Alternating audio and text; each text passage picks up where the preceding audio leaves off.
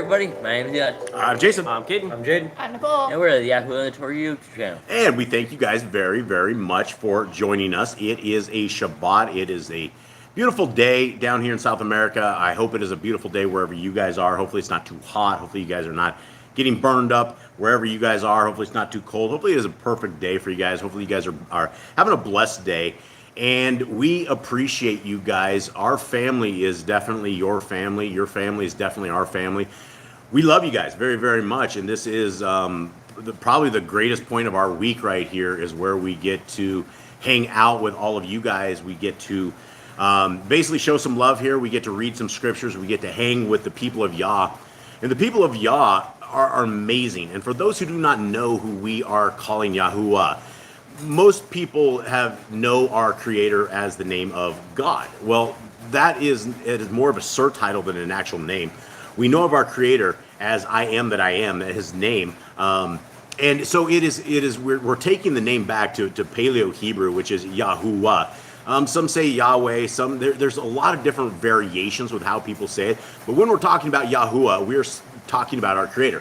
When we are talking about Yeshua, we are talking about the Son of the Most High.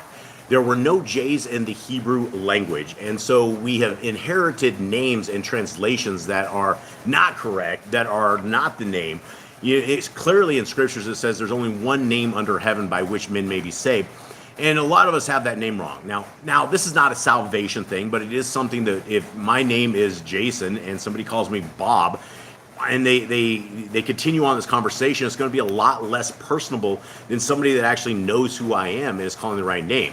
So that's why we call Yahuwah, Yahuwah, and Yahushua, Yahushua. And let's get going with a little bit of prayer. Cade, you ready?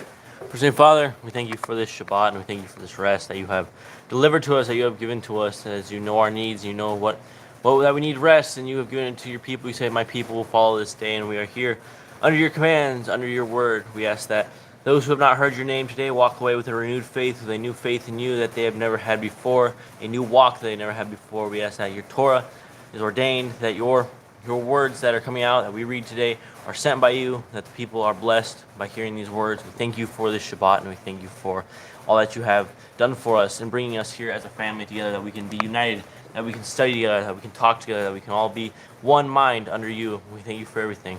In Yeshua's name, amen.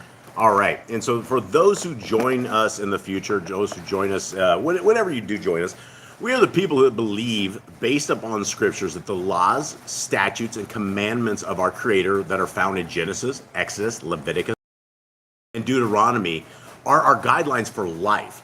Now, people will say, well, those are the old laws of old. We don't have to do them. They will say things like Jesus fulfilled the law. You don't need to keep the law anymore. You can eat pig because Messiah told us that all food has been made clean. And when you look at all of these statements, when you look at people's basis of faith, it doesn't hold any kind of water when you hold it up to scriptures. When you look at scriptures from the front of the book to the very end of the book, even at the very end of the book in Revelation 14:12, it says the people that are saved are the people that are keeping the laws, statutes, and commandments of our Creator, and that have the faith in Messiah Yahushua. And again, that is completely opposite of what religion will tell you out there. It will tell you that it is you don't need to keep these laws. You don't need to do any of this stuff. And when we are talking with all of our friends and family and people out there, we're encouraging everybody that we need to keep these laws. These laws are very, very simple things. They will enhance your life. They are not a time-based law. Nothing in scriptures, even though you call it the Old Testament, is time-sensitive. It didn't have an expiration date. There was never a statement, there was never a verse that said, you keep my laws for all generations until my son, the Messiah, will come. It never says anything like that. In fact, our Messiah says, if you love me, keep my commandments. And again, I will put what the Christian rebuttal is right there. They will say, well, Jason, there's only two commandments, that we need to love our God with all our heart, mind, and soul, and we love our neighbor as ourselves. And the entire Torah is based upon those two commandments. And if we are honest with ourselves, and if that is true, if we love our Creator with all our heart, with all our mind, and with all our soul, but we do opposite of what He wishes we would do, then we're not loving him with all our heart, mind, and soul. And so we are the people that believe these laws, statutes, and commandments are for all generations. And we don't want to be, a lot of people, are happy being Gentiles, right? They're like, well, we're just Gentiles. The Gentiles are grafted in. That may be true that Gentiles are grafted in, but if you look at the renewed covenant of Hebrews 8 and in Jeremiah, it's only for two houses. The entire new covenant or renewed covenant is for two groups of people. It does not say house of Gentile, and it does not say house of Christian. It doesn't say house of Mormon, house of Presbyterian, house of Catholic. It says house of Yisrael or house of Yahudah. There's two separate houses. And in scriptures, you're only going to find those houses by your obedience to our Creator. It's not about religion. It's not about finding, the holding your hand up at 8 years old and you're gonna have salvation. It's not about saying a prayer and asking our Messiah into your heart. None of that stuff is biblical. None of that stuff is biblical at all. What we need to do is we need to follow these law, statutes, and commandments. And you don't want to be a happy Gentile. You want to be a child of the Most High. And the only way that we are ever in that direction of being a child of the Most High is with obedience. And if you don't want to be obedient and you just want to be a Gentile, then that is all your choice. One of the greatest things that we have ever been given in our life is free will. The free will that we can live how we want to live. We can do what we want to do, marry who we want to marry, do whatever it is we want to do. It is up to us. But it is also up to us if we want to follow a higher power, if we want to follow our Creator and to become one of His people. And it isn't a set and forget thing. It isn't a easy road. It is a lifestyle. It is a way that we are living. It's the way that we're breathing. It's the way that we're operating. And just like the Shema that Jaden wrote, that he read, it is about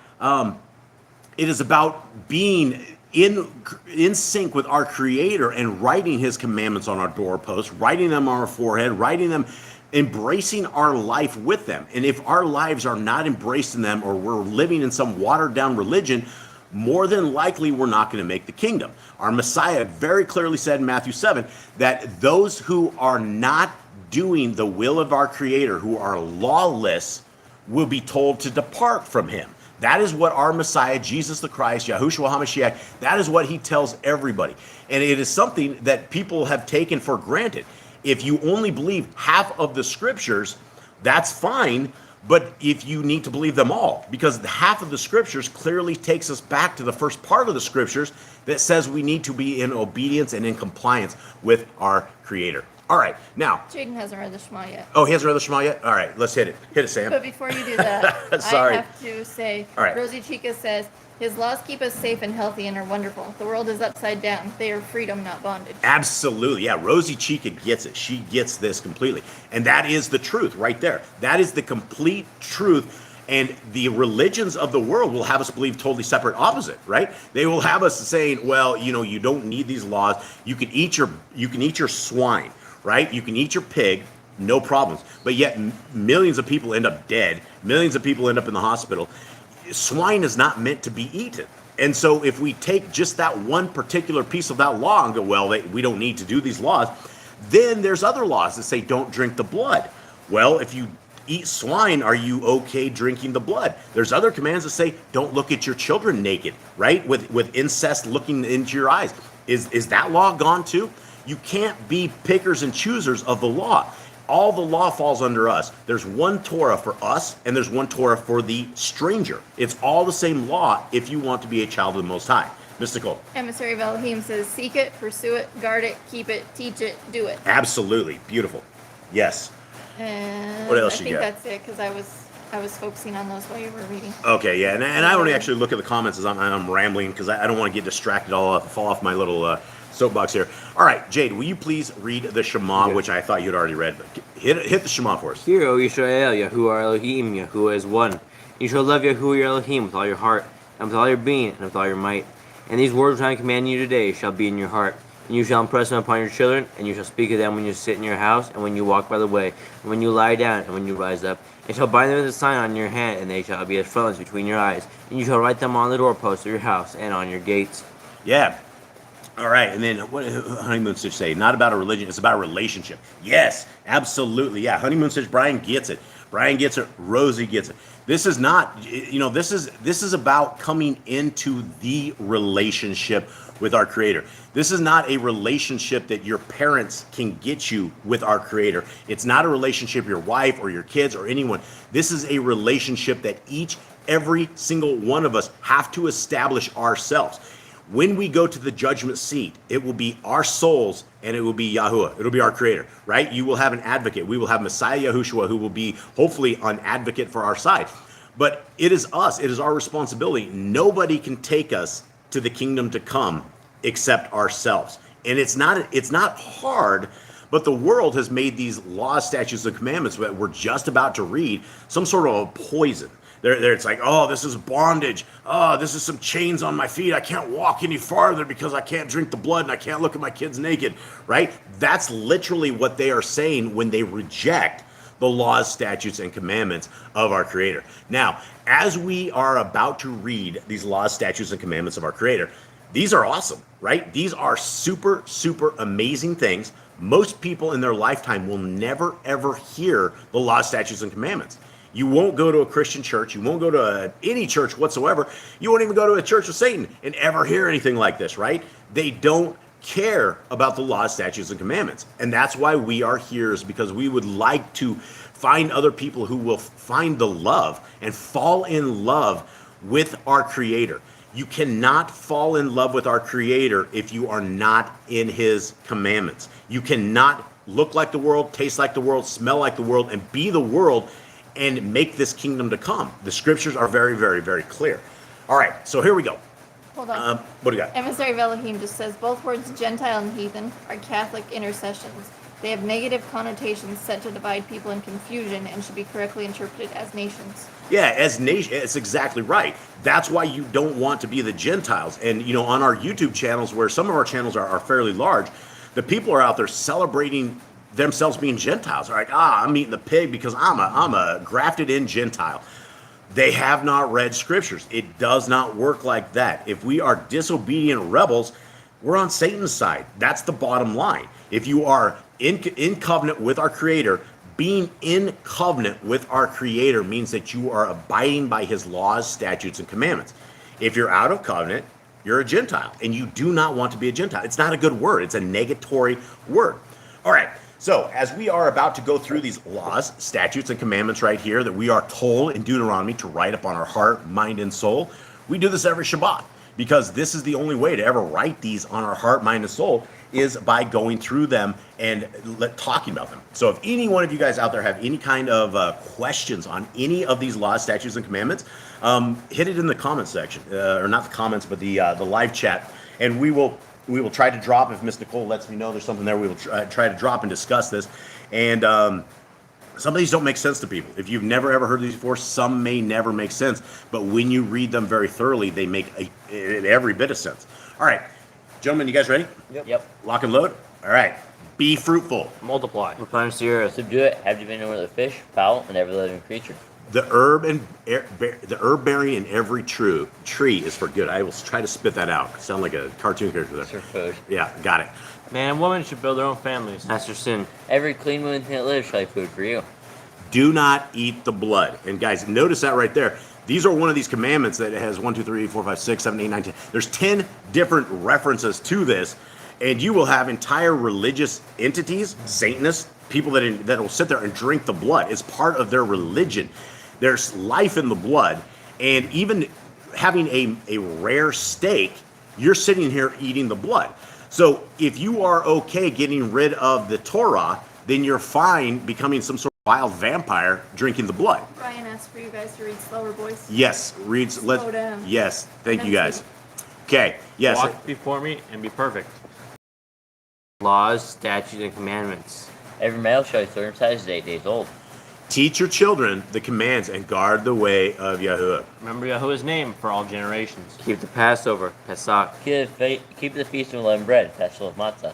There's one Torah, law for the stranger, and one for the Hebrew. It's all the same law. If you want to join into the clique of Yah's kingdom people, it's all the same law. And so this is what these Torah is telling us, that we just need to get in sync with them, and they're super easy. Hit it, Sam. Sanctify all firstborn to Yahuwah. There are no mighty ones before Yahuwah. You shall not make graven images. Do not bring his name to naught. Now, for those who do not know, this is our new application that we're putting out, that we thought would be out by the end of this week, but it hasn't been. Our coders are still working on it.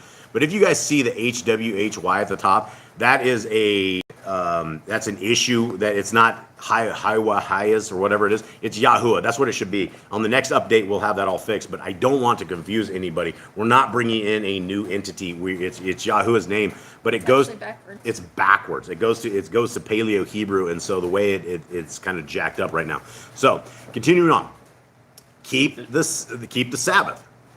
Honor your parents. Do not kill. Do not break wedlock.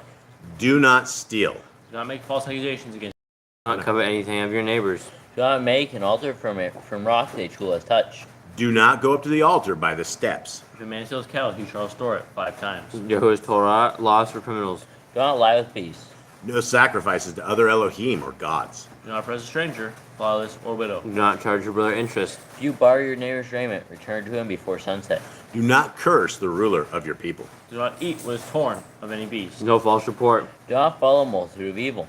Do not judge poor. Do not judge unrighteously against the poor. Bring back your enemy's cattle if you find it going astray. Help the animals of your enemy. Stay away from rumors and gossipers. Take no bribes. Do not oppress a stranger. Love the stranger. And give your land rest in the 7th year. Do not mention any pagan name. Keep the feasts of Yahuwah. Do not cook your goat in his mother's milk. And I'm going to take us back to Commandment 50 right here real quick, because keeping the feast of Yahuwah is a very, very important thing. We have been given a set of appointed times and things that we need to keep. And on YouTube, there's literally out there that will simply say you are not in the land of Yisrael, that you should not keep the feast. You should not keep the holy times. You should not do that because it's profane. And that is what you're looking at, is when you hear people say that, those are Christians who are finding excuses not to keep the laws, statutes. We need to do the very best that we're getting in sync with our Creator through all of this. The appointed times aren't things that are there. It has no meaning. Every single appointed time, from the Feast of Trumpets, when Messiah Yahushua was probably born, to Sukkot, to all of these, they all have a place and a time. And there is a second Exodus that will be coming. And the second Exodus could very well be for those who are keeping the appointed times, for those who are doing this. Now, I don't think it is a salvation issue, but if you're on YouTube telling people you don't need to keep the appointed times, you don't need to keep the festivals of Yah, when he has clearly said for us to do this to the best of our abilities, then you're listening to the wrong people. The appointed times are extremely important. All right, Commandment 51. Do not cook your goat in his mother's milk. Obey the messenger Yahuwah sends before you. Do not bow down to other Elohim. Serve Yahuwah. Make no covenant with other Elohim, gods or outsiders of the land. Do not make or use anointing oil on a normal person. Do not make or use perfume on a normal person. Do not eat the fat. Do what you say you're going to do. Return what is your neighbor's. Do not, 61. Obey Yahuwah's dietary Torah laws. When it's Let me touch on that, guys, because it may look like there's only 3 references in here, but Leviticus 11 is the entire chapter. The entire chapter gives us absolutely everything that our Creator considers food. People were like, well, our Messiah made swine cling. He washed it. It was all about, eat what you want to eat. Guys, swine was never considered food. When you look at Leviticus 11, it clearly defines everything on the land and defines everything in the sea that we are able to eat. The foods we can't eat are things that hurt us, right? It's not because pig tastes like candy for Christians. It is that they will kill us. The same thing with lobster, the same thing with shellfish, the same thing with shrimp. These are all the janitors of our Creator's world. They're all the things that have been sent and designed and created simply to clean up things that we wouldn't want to touch, the stuff that we would not to eat. And we absolutely would not want to take a hormone pus pocket and stick it in our mouth and put it in some kind of sauce and think it's delicious.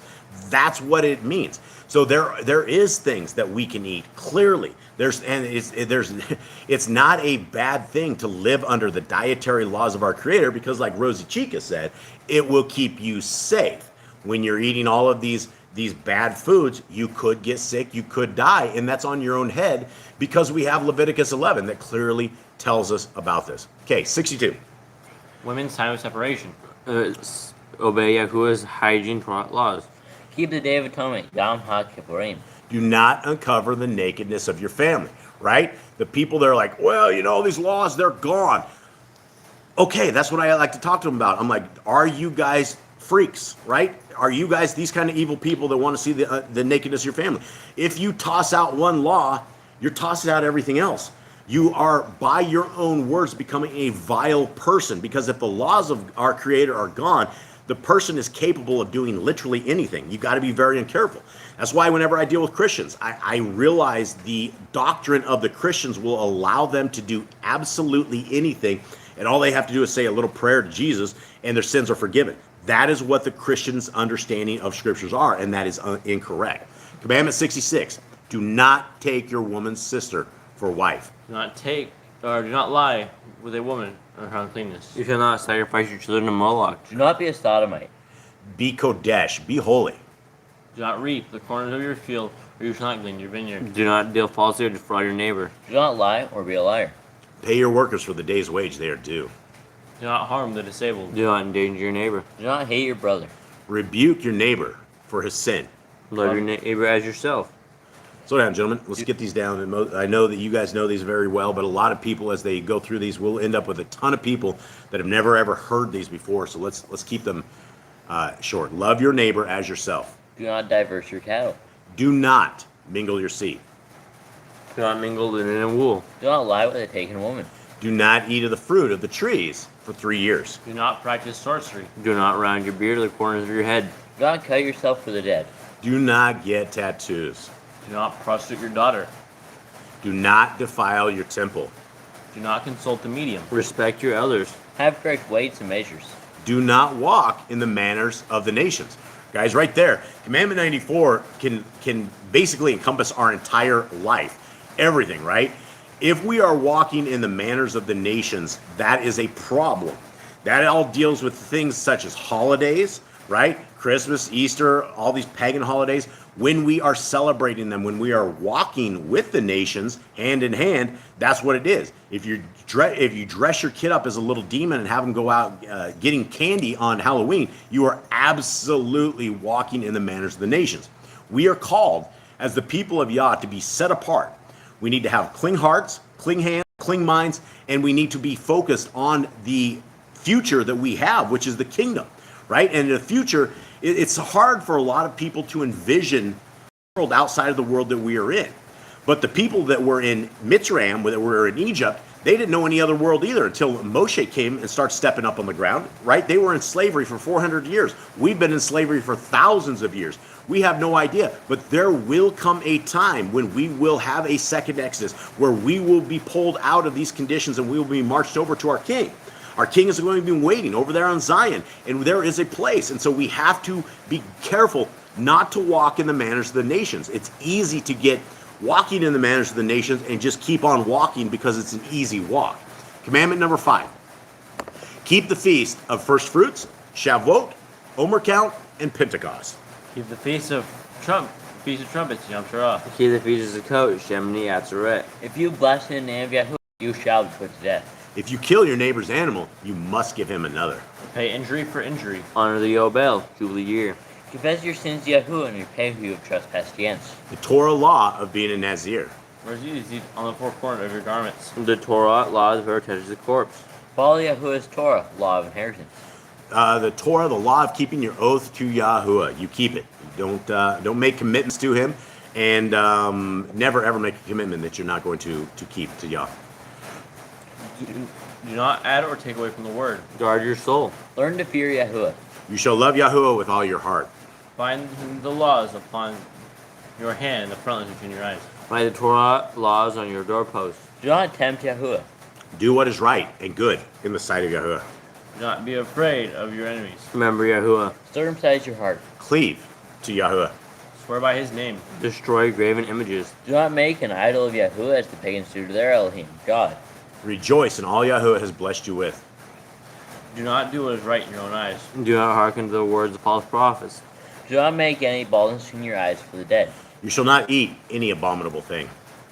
You shall give to a stranger of clean food that died of itself, but you shall not eat of it. You get tithe of your increase of seed year by year. Torah, laws of the end of the 7-year lease. Do not borrow from the nations.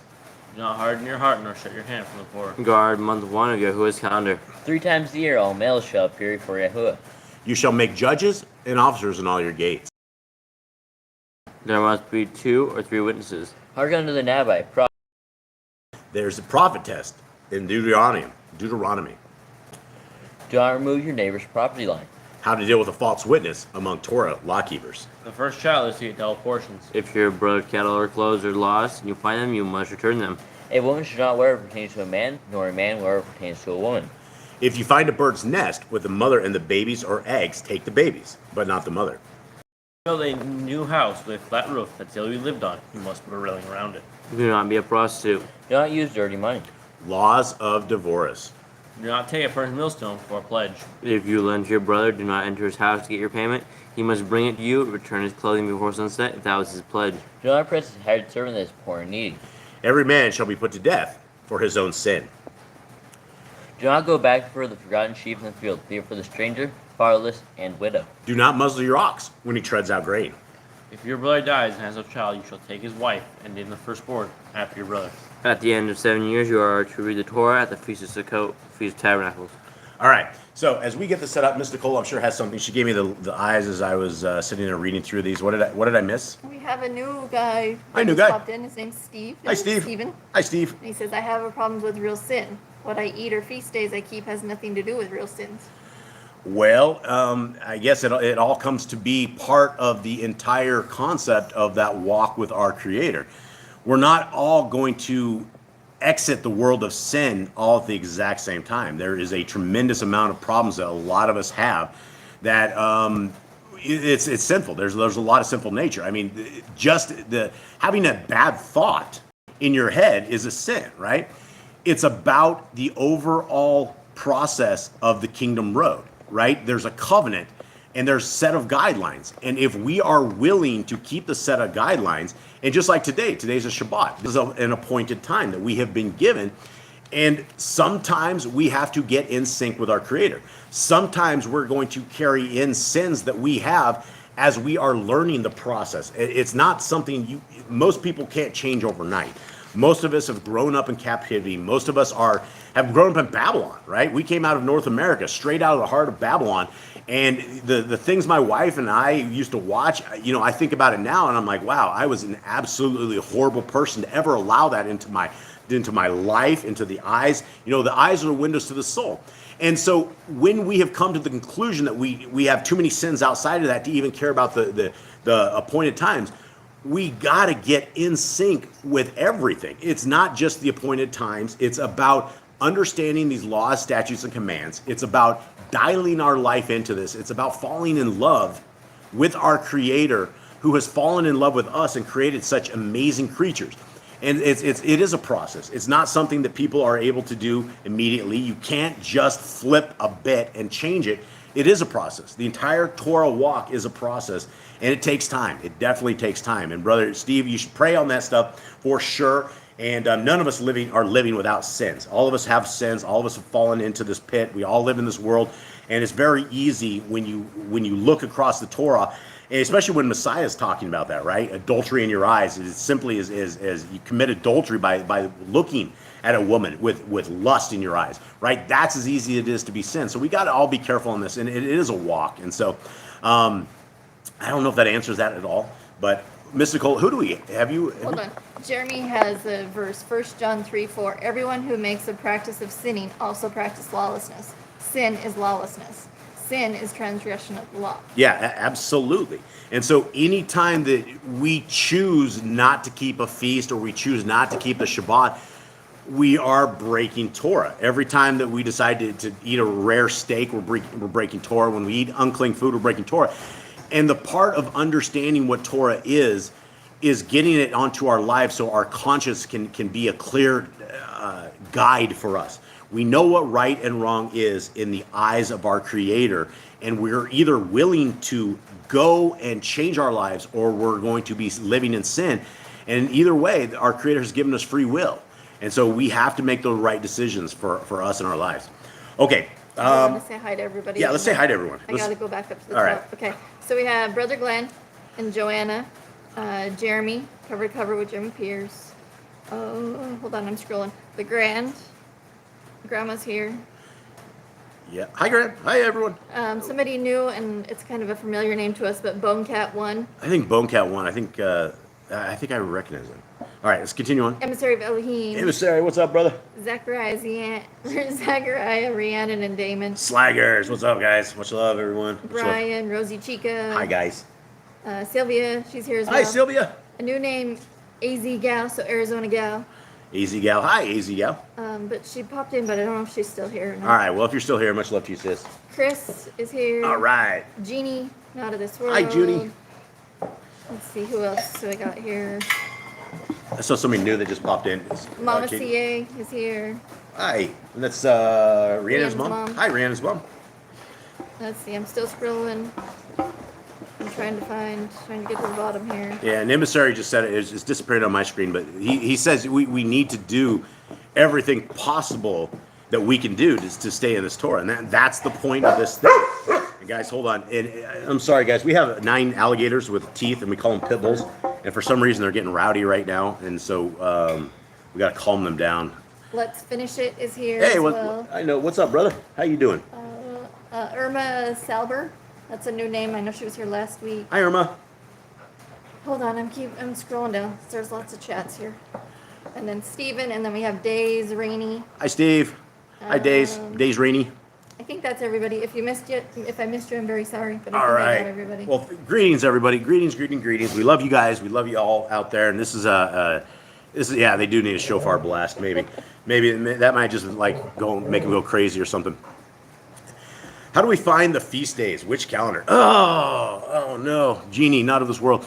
That is a very, very, very good question, and that is one thing that we used to have every day that was pinpointed on this, and then that's the thing is some of the extracurricular books like Jubilees and Jasher it's all over the place. How have we figured out, Mystical? How do we figure this out? What calendar do we use? I haven't totally figured it out. I kind of just go by the new moon still with the sliver for the moment, but I've also counted the days too, like where you do starting day 1 with the equinox and counting it from there.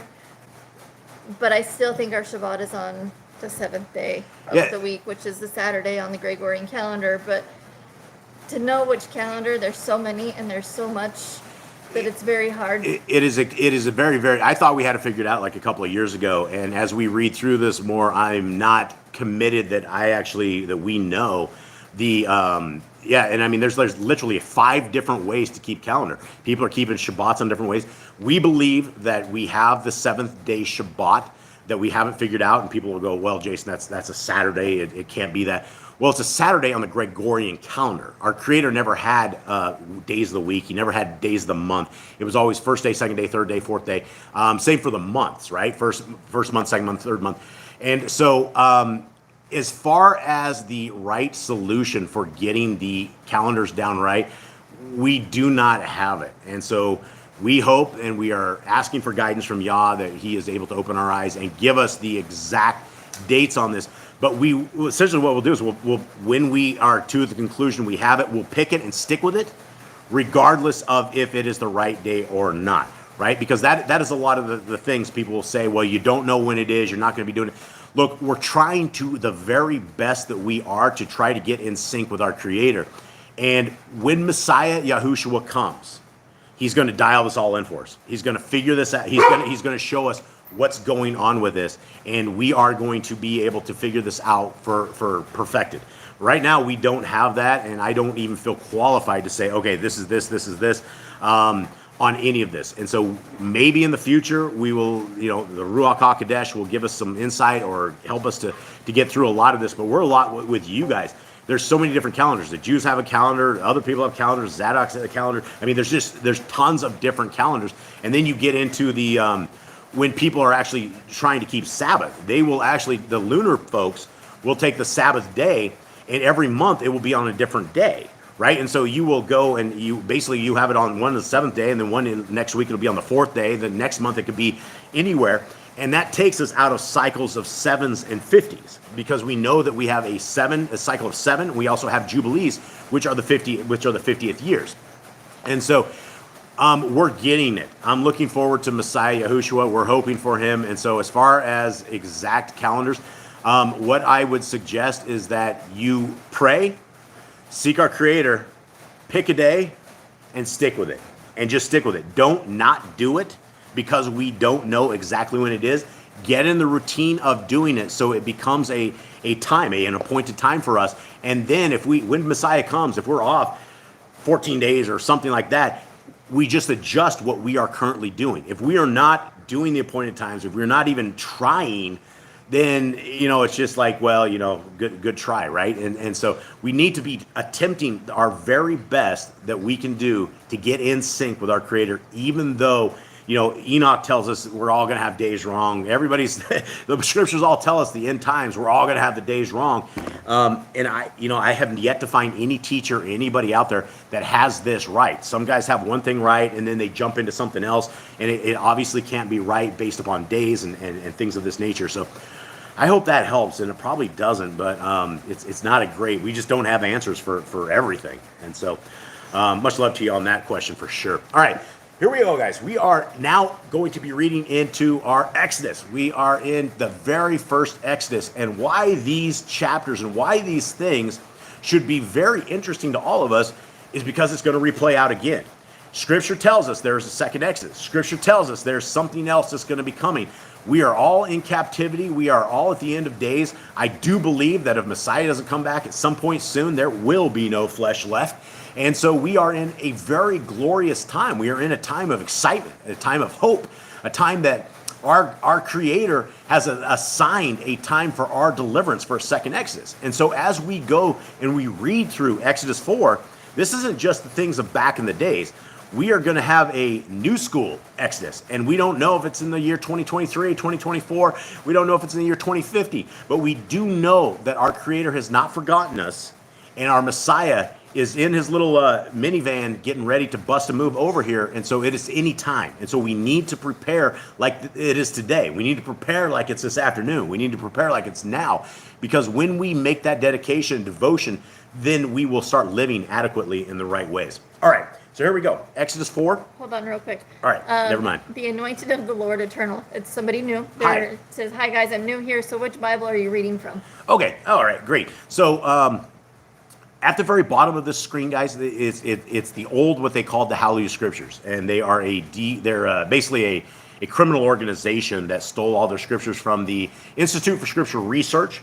And so we actually took what you're reading at the bottom, and we just barely got done as a family and brought all of the scriptures together in the scriptures at the bottom. We call that the scriptures of Yah Scriptures. And later on today, there's going to actually be, if you guys check on the channel, look under the community, we're going to be putting out the very first release of this scripture, the 66-book version that we just basically spent an entire year with 4 of us as a family doing jot for tittle day after day after day. We're spending 8 hours a day on this.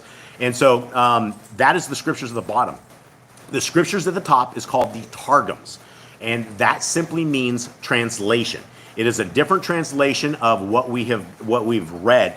And as far as the scriptures on the bottom, they're almost identical to like the Septuagint, to most of the scriptures that are out there. The only difference is on the bottom scriptures is that the names of our Creator have been restored to Yahuwah, the name of his son to Yahushua. And so we're not reading that in the pagan God and Jesus and things of that nature. And so if you stick around, my brother, you can get one of this PDF. It will be at some point today. We're going to pop this out. Brother or sister. Yeah, brother or sister. My bad. I just check it a little bit later. All right. Anything else, Mr. Cole? That's it. Okay. Now you can start. All right, now let us get ready to rock and roll. I think my comments died on the screen. There they did. They sometimes die and they sometimes come back. All right, there it is. Okay, good. All right, let's go right here. All right, so here we are, guys. Exodus 4. This is carrying on from last week. We've been going through the entire Torah. For about the last year, we made it through Genesis. Now we are in Exodus, and so here we are. And Moshe answered and said, "And if they do not believe me or listen to my voice and say, Yahuwah has not appeared to you."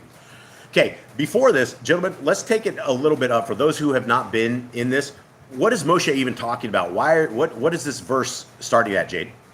We gotta go back to, he was in Egypt, he was a baby, they would want to kill him, he ended up floating down the river in a little basket. Pharaoh's daughter found him, basically became kind of like the adopted grandson of Pharaoh.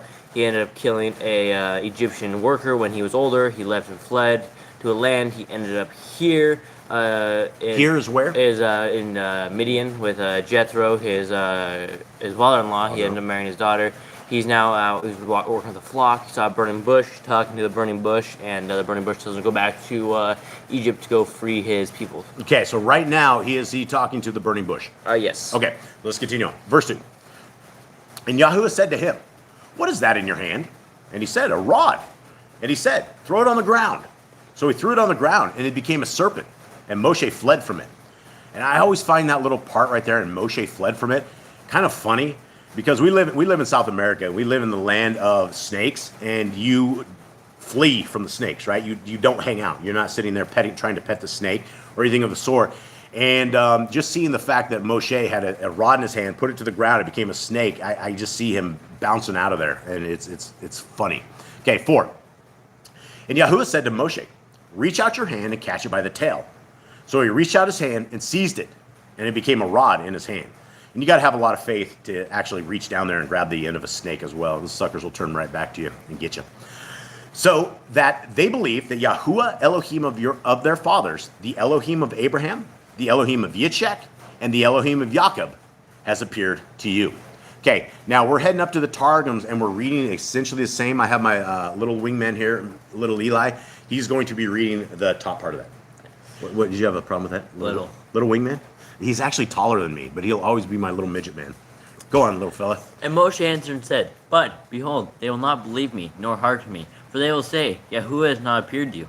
And Yahuwah said to him, "What is that in your hand?" And he said, "The rod." And he said, "Cast it on the ground." And he cast it on the ground, and it became a serpent, and Moshe fled from before it. And the Jerusalem says, and he said, "Cast it on the ground." And he cast it on the ground. Okay. That sounds the exact same. Yeah, it's the same thing. When you guys see it in bold right there, in the Targums, there's actually multiple translations. Inside of it calls itself the Jerusalem translation. See, and for whatever reason, it's exactly the same as the other. But we'll read it. Sometimes they're a little different. Sometimes you might get one word different. For the most part, it's all the same. Okay. Moshe, stretch forth your hand and seize it by the tail. And he stretched forth his hand and grasped it, and it became the rod in his hand. And the Jerusalem says, and grasped the place of his tail. In order that they may believe that Yahuwah Elohim of their fathers, the Elohim of Abraham, the Elohim of Isaac, and the Elohim of Jacob, has revealed himself to you. Okay, so now we're heading back into this Yah Scriptures at the bottom right there, guys. Verse 6. And Yahuwah said to him again, "Now put your hand in your bosom." And he put his hand in his bosom. And when he took it out, and see, his hand was leprous, like snow. And he said, "Put your hand in your bosom again." So he put his hand in his bosom again, and drew it out of his bosom. And see, it was restored, like his other flesh. And it shall be, if they do not believe you, nor listen to the voice of the first sign, they shall believe the voice of the latter sign. And it shall be, if they do not believe even these two signs, or listen to your voice, that you shall take water from the river and pour it on the dry land. And the water which you take from the river shall become blood on the dry land. All right, now Eli has the top part here, and hopefully it's not making a lot. We have to switch this tablet around, so hopefully it's not making like really weird sounds on that end. And Yahuwah said to him again, "Put down your hand within your breast." And he put it within his breast, and withdrew it. And, behold, his hand was leprous, it was white as snow. And he said, "You turn your hand to your bosom." And he returned his hand to his breast, and withdrew it from his breast, and it had become clean as his flesh. And the Jerusalem literally says the exact same thing here. And it shall be, if they will not believe you, nor receive the voice of the first sign, they shall believe the voice of the latter sign. And if they believe not these two signs, nor receive from you, you shall take the water of the river and pour it on the ground, and the water that you shall take from the river shall become blood upon the ground. And the Jerusalem says, and if they believe not these two signs, nor receive from you, and you shall take of the water of the river and pour it on the ground, and the water that you shall take from the river shall become blood upon the ground. Okay, now we're switching back, and verse 10 on the Yah Scriptures begins like this. And Moshe said to Yahuwah, O Yahuwah, I am not a man of words, neither before nor since you have spoken to your servant, for I am slow of speech and slow of tongue. All right, let's talk about this real quick. Why is Moshe slow of speech and slow of tongue? Anyone? So in Jasher, we hear that he was sitting at the table with Pharaoh and all the people, and because he was Hebrew and he was not a actual Egyptian, he was hated, right? He was like a foreigner thing. They did not like the foreigner being part of the royalty of Egypt. So they're like, what is this kid doing here? But the daughter of Pharaoh loved him so much, they just let it happen. So when he was sitting at a feast when he was about like 3 years old, he was really small. He grabbed the crown off Pharaoh's head, right? A child just grabbed something shiny, picked up, and they're like, this is treachery. He's saying he's going to take the... I think he put it on his own head. He put it on his He own took the head. crown of Pharaoh and put it on his own head, and it tripped everybody And out. they were like, oh, he's saying he's coming to kill Pharaoh. I mean, that was true. He was going to come kill, like, destroy, like, the kingdom and take over Pharaoh's people. But he was only 3, right? And people were like, well, let's give him a choice. If he takes this burning hot rock Coal. and takes it, or if he takes this beautiful diamond, then he's smart. If he takes his burning coal, then it's all right. And this messenger, basically, he moved his hand to grab the rock, and he basically put it on his tongue and like burned his tongue, so now he's slow of speech. So one of the things was the person who said about the let's take the rock and the coal was actually a messenger who disguised himself as one of Pharaoh's like one of his henchmen. Basically, he said, "Let's try this," and if he takes the rock, then it was not his choice. It was just an accident. And then he like disappeared, and then he like moved his hand basically to take the coal. Yeah, and so for a quick recap, essentially when Moshe was just a child, he basically did a huge foobar with Ate a flaming rock. Yeah, and so at the end, they presented before him either the flaming rock or some beautiful like a I don't think it was a diamond, it was something else. And when the messenger moved his hand over to the coal, he was able to grab the coal in his hand. It didn't burn him, and he put it in his mouth. And all the time it was burning him, and it was burning his mouth. And so all the people of Pharaoh went, "Oh, the kid, he's not real smart, right? He just grabbed the flaming rock." And so because of that, his lips and his tongue were messed up. And so this is the part that most people don't understand why Moshe was slow to speech, and that is the reason why. Okay, verse 11. And Yahuwah said to him, who has made man's mouth? Or who makes dumb, or deaf, or seen, or blind? Is it not I, Yahuwah? And now go, and I shall be with your mouth, and teach you what to say. But he said, O Yahuwah, please send by the hand of him whom you would send. And the displeasure of Yahuwah burned against Moshe. And he said, is not Aaron the Levite your brother? I know that he speaks well. And see, he is also coming out to meet you. And when he sees you, he shall be glad in his heart. And you shall speak to him and put the words in his mouth. Did it say, yeah? And I am with your mouth and with his mouth, and I shall teach you what to do. Okay, are we moving on to the next one? 2 more. All right, 2 more. 16. And he shall speak for you to the people. And it shall be that he shall be a mouth for you, and you shall be an Elohim for him. And take this rod in your hand, which you shall do the signs. Okay, now we're heading back up to the Targums at the top. And you're down ways. Verse 10. Okay. And Moshe said before Yahuwah, O Yahuwah, I pray, I'm not a man of words, nor ever have been before that you did speak with your servant. For I am of a staggering or lame mouth and staggering speech. And the Jerusalem says, and Moshe said before Yahuwah, O Yahuwah, I pray, I'm not a man of words, nor ever have been before that you did speak with your servant. For I am of a staggering mouth and staggering speech. For of a staggering mouth and difficult speech am I. Okay, they sound the exact same, the different translations, so I don't even know why they have those in there. And Yahuwah said, who is he who first put the language of the mouth, first language of the mouth of man? Or who has appointed the dumb or the deaf, the open seeing or the blind? But I, Yahuwah. And now go, and I by my word will be with the speaking of your mouth, and will teach you what you shall say. And he said, I pray for mercy for Yahuwah. Send now your sending by the hand of Phinehas, by whom it is to be sent at the end of the days. And the Jerusalem says, send now by the hand of him by whom it is opportune to send. And the messenger of Yahuwah was kindled. In the anger. It's not messenger somewhere. And the anger of Yahuwah was kindled against Moshe, and he said, "It is not manifest for me that it is not manifest for me that Aaron your brother speaking and speak. And behold, also he comes forth to meet you, and will see you and rejoice in his heart. You shall speak with him, and put the matter in his mouth, and my word shall be with the word of your mouth, and with the word of his mouth. I will instruct you what you are to do. And he shall speak for you with the people, and be to you an interpreter, and you to him the principal, seeking instruction from before Yahuwah." The Jerusalem says, "He shall be to you an interpreter, and you to him one inquiring instruction from before Yahuwah. And this rod take you in your hand to work therewith the signs." All right. Now, we're flipping back over here, and Eli's my new master reader, and so I'm teaching him to slow down a little bit and get this down so that there can, but that's the key is when you're going live, you got to slow down because we start running like a freight train. All right, so we're on verse 18. Anything happened in the chat, Mystical? No, Okay. Carrying on. just Jeremy said he's slow to speak like Moses sometimes. Me too, unfortunately. Okay, 18. Then Moshe went and returned to Yethro, his father-in-law, and said to him, "Please, let me go and return to my brothers who are in Mitzrayim to see whether they are still alive." And Yethro said to Moshe, "Go in peace."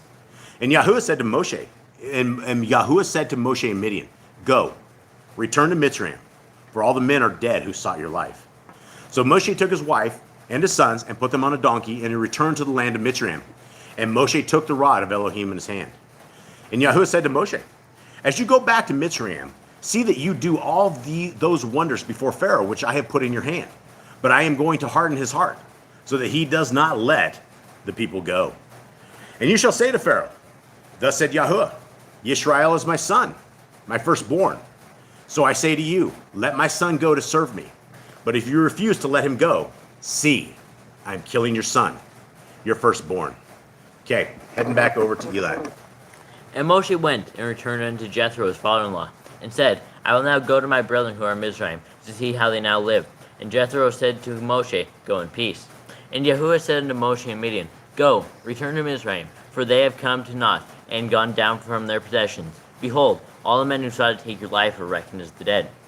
And Moshe took his wife and his sons, and made them ride on the donkey, and returned to the land of Mizraim. And Moshe took the rod which he had brought from the chamber of his father-in-law, and it was from the sapphire throne of glory, in weight 40 seahs, and upon it was engraven and set forth the great and glorious name by which the signs would be wrought before Yahuwah by his hand. And Yahuwah said to Moshe, "In going to return to Mizraim, consider all the miracles that I have put in your hand, and do them before Pharaoh. And I'll make obstinate the disposition and passion of his heart, and he will not deliver the people. And you shall say to Pharaoh, Thus says Yahuwah, Yasharel is my firstborn son. And to you I say, let my son go free, that he may worship before me. And if you refuse to let him go, behold, I will slay your firstborn son." Okay, back 24. Bottom scriptures right here. "And it came to be on the way, in the lodging place, that Yahuwah met him and sought to kill him. And Zipporah took a sharp stone and cut off the foreskin of her son and threw it at Moshe's feet and said, You are indeed a bridegroom of blood to me." Okay, It'll explain in the Targum. okay, we'll explain that one in Targums. Okay, 26. "So he let him go. Then she said, You are a bridegroom of blood because of the circumcision." Okay, now we're hitting up at the top again so we can understand exactly why Zipporah took a rock and circumcised her kid. But it was on the way, in the place of lodging, that the messenger of Yahuwah met him, and sought to kill him, because Gershom his son had not been circumcised, inasmuch as Jethro his father-in-law had not permitted him to circumcise him, but Eleazar had been circumcised by an agreement between them two. And Zipporah took a stone, and circumcised the foreskin of Gershom her son, and brought the severed part of the feet of the messenger, the destroyer, and said, The husband sought to circumcise, but the father-in-law obstructed him. And now let this blood of the circumcision atone for my husband. And the Jerusalem says, And she circumcised the foreskin of her son, and brought it before the feet of the destroyer, and said the husband could have circumcised, but the father-in-law did not permit him. But now let the blood of the circumcision atone for the fault of this husband. And the destroying messenger desisted from him, so that Zipporah gave thanks, and said, How lovely is the blood of the circumcision that has delivered my husband from the messenger of destruction. Jerusalem says, and when the destroyer had ceased from him, Zipporah gave thanks and said, How lovely is the blood of the circumcision which has saved my husband from the hand of the messenger of death. Okay, 27 on Yah Scriptures. All right, The what do we Grand got? wants to know, did circumcision exist before Abraham? I don't think it did. Like, that's the first time we ever heard of it. No, right? so it was the first time, yeah, because like how they started the covenant with Abraham. Yeah, so that was I don't think we've ever heard of any other scriptures anywhere else out there that circumcision existed before Abraham. So unless anyone else has that, I don't think so. Anyone? Jade? I don't think so. Yeah, I don't think so. That's how Yahuwah starts covenant with his people. Yeah, that is the mark. It is the mark of the covenant of Yah's people is the circumcision. Okay, 27. And Yahuwah said to Aaron, "Go to meet Moshe in the wilderness." And he went and met him on the mountain of Elohim and kissed him. Moshe then told Aaron all the words of Yahuwah who had sent him and all the signs which he had commanded him. And Moshe went with Aaron and gathered together all the elders of the children of Yisrael. And Aaron spoke all the words which Yahuwah had spoken to Moshe. Then he did the signs before the eyes of the people. And the people believed. And they heard that Yahuwah had visited the children of Yisrael and that he had looked on their affliction. And they bowed their heads and did obeisance. All right, switching back over here to Eli. And Yahuwah said to Aaron, Go and meet Moshe in the desert. And he came and met him at the mountain where was revealed the glory of Yahuwah, and he embraced him. And Moshe delivered to Aaron all these words with which he had sent him, and all the signs that he had instructed him to work.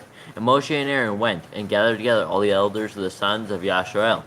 And Aaron spake all these words which Yahuwah had spoken to Moshe, and did the signs in the eyes of the people. And the people believed, and heard that Yahuwah had remembered the sons of Yasharel, and that their bondage was manifest before him. And they bowed themselves in worship in Jerusalem, and they kneeled down. All right, so friends, family, loved ones out there, that concludes our reading for the day, for this Shabbat, and we hope that you guys got something out of it. We hope that you guys are seeking our Creator where He is able to be found. It is a good life. It is not a life without difficulties. It is not a life without tribulation. It's not a life without trials. In fact, Scriptures very much clearly says that in the book of Revelation, that those who are Torah keepers are targeted by Hasatan himself. And so I guess it's part of the honor of serving the great Elohim, the Most High, and that we need to be tested in all things. We need to be found competent, that we are able to do and be obedient in everything that we're doing. And that doesn't make any one of us perfect. It doesn't make any single one of us holier than thou. It makes it that we're simply trying to do what our Creator has asked us to do, and that's what we're trying to do. And so, guys, as we wrap this up, we love you all. We really, really appreciate you all. And if you guys have any kind of prayer requests, please send us an email. There's an email address in the description box on all these videos. You can send us an email. We're happy to pray for you guys. Please pray for us. And we are always under affliction doing the stuff that we are doing, and we could always use your prayers, and we love you guys very, very much. All right, Jade, do we have our exit? Aaronic blessing, please. And Yahuwah spoke unto Moshe, saying, Speak unto Aaron and unto his sons, saying, On this wise ye shall bless the children of Yisrael, saying to them, Yahuwah bless you and guard you. Yahuwah make his face shine upon you and be gracious unto you. Yahuwah lift up his countenance upon you and give you peace. And they shall put my name upon the children of Yisrael, and I will bless them. Okay. All right, everybody. We love you guys very, very much. Eli, we exiting? We're going to rend the heavens? Going to? Yeah, let's do rend the heavens. I like it. It's probably wearing it out for everybody, but I like it. All right, everybody. We love you guys very, very, very much. And I think Eli's trying to get this. Hit it. The dogs against string. Yeah. Oh, that you would rend the heavens and come down.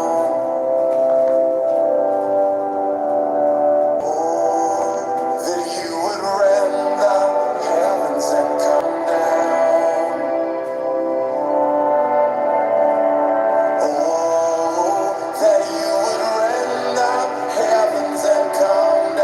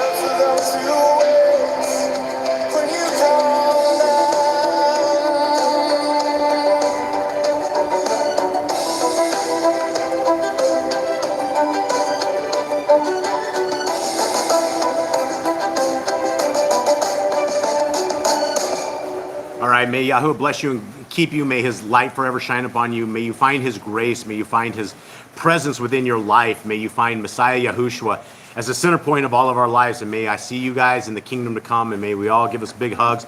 We love you all. Have a wonderful week. We're out. All right. Shalom.